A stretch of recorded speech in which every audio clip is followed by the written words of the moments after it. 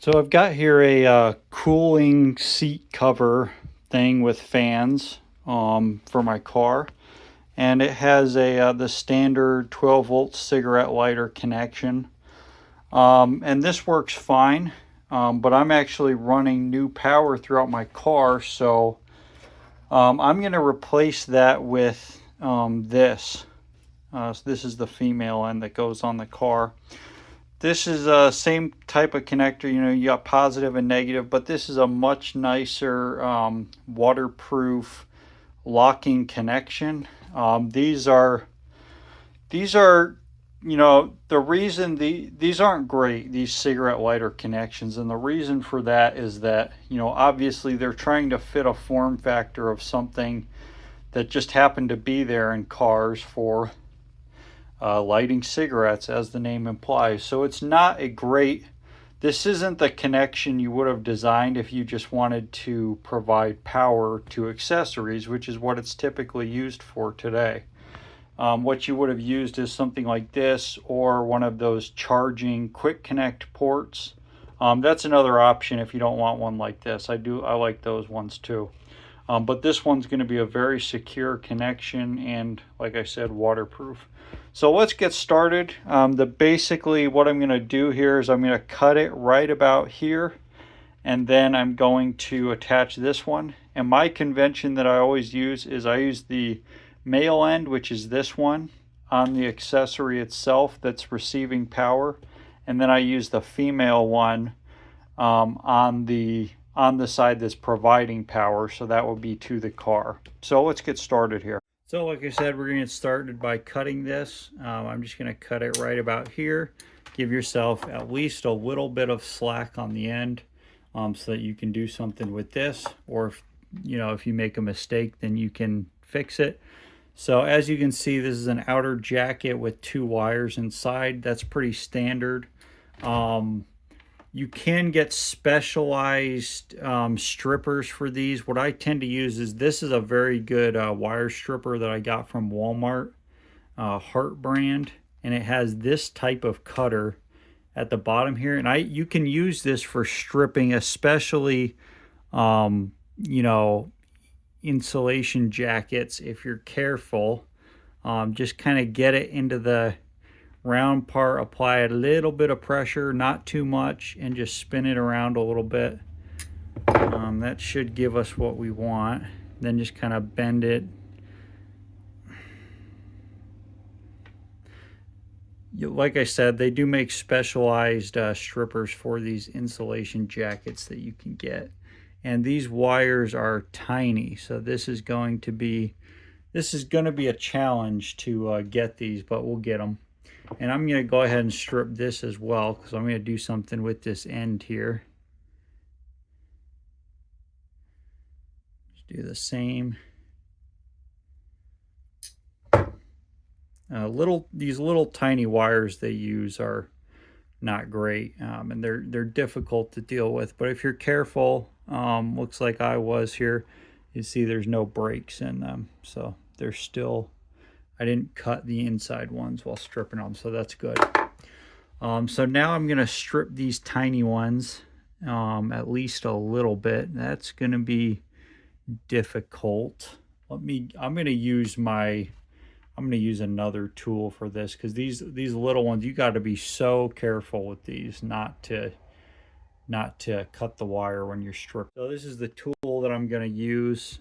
This is a wire stripper. I think I got this on Amazon. You can get these anywhere though. They sell them at Walmart or anywhere now. I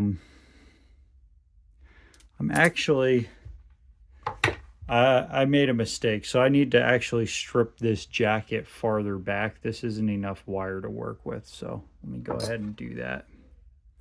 I'm just going to cut way back here, give myself plenty of room.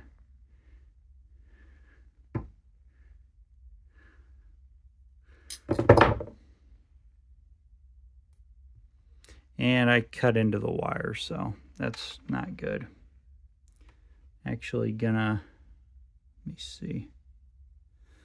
Yep, so I cut into that wire, so I'm gonna go ahead and cut this and start over again. That's really unfortunate, and that's why you got to be patient with these. You cannot put a lot of pressure on that or you will cut into those wires.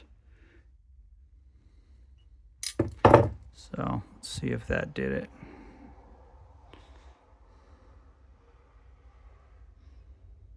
That didn't do it. So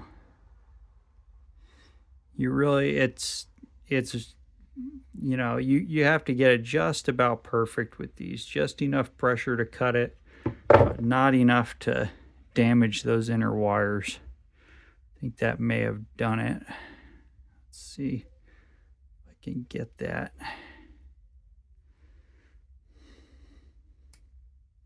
Okay, yep, and that looks good. Looks like those inner wires are intact. So I'll do the same on this. Myself a little bit more room.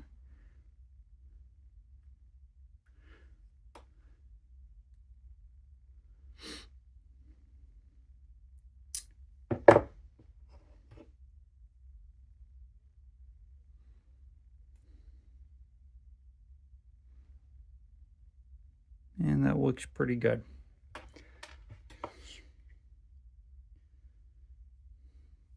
So now let's go ahead and start stripping these little tiny wires if we can. Sometimes even this tool doesn't work great on these little ones. So we got it a little bit. I'm just going to try and pull the insulation off.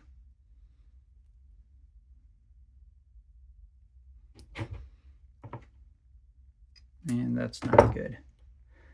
Where did that break? Like I said, these little tiny ones, they are extremely difficult to strip without damaging. I think I did damage them a little bit, but it'll be all right. If it's missing a strand or two, that's no big deal.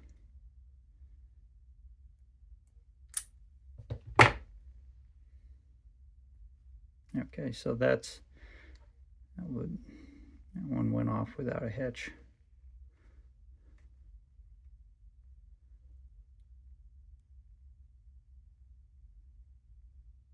I think I am gonna just go ahead and try again on this one, this red one. I think I lost a couple strands there, more than I'd like.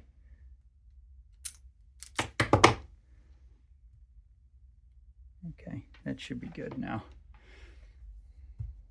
So on the other end, we've got our much beefier wires on our connector.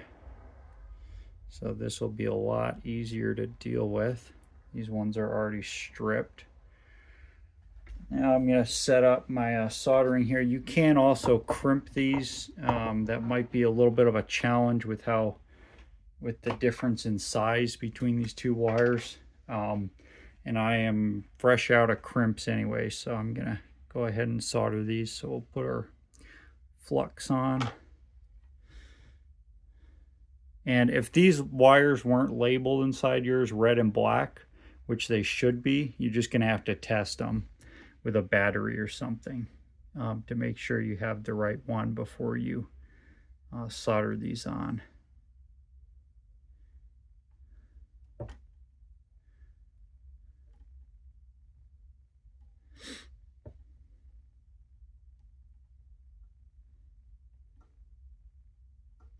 And I'm already messing up because I didn't put heat shrink on before I started twisting them. So let's get some heat shrink on there.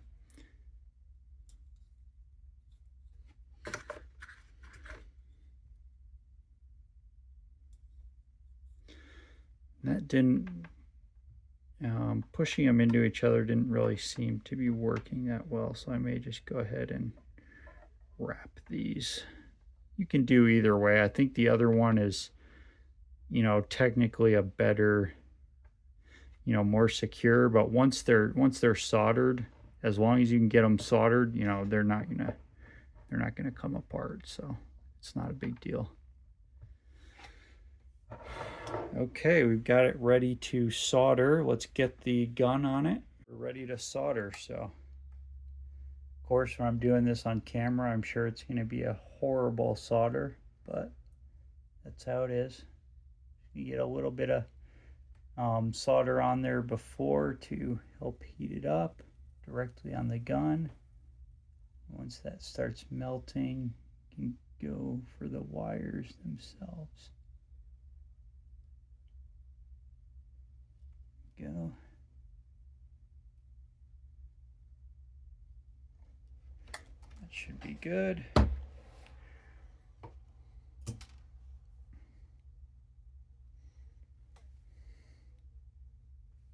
All right, I'm not going to waste your time showing you me soldering a bunch of different wires, so we'll come back once I've got them all soldered. I call those pretty good. I'm going to clean up the flux on those, get the heat shrink up, and then wrap them in some electrical tape as well, and then this connector will be good to go.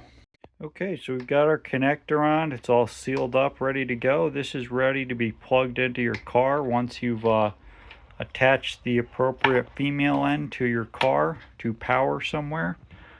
So that's ready to go. But you may be wondering, one, what are we going to do with this? And how are we going to use this if we don't have, one of these plugs? Like, say, if you take your cooling car seat cover to somebody else's car. Well, all we're going to do is solder on a female end to this cigarette lighter plug. So that'll give you an outlet anywhere you have a cigarette lighter, and then you can use your car accessory somewhere else. So let's get that attached, same way we did the male end here. All right, so we've got this one done too. I still need to wrap this one in electrical tape, but you get the idea. Got your cigarette plug on one end and then the female connector on the other.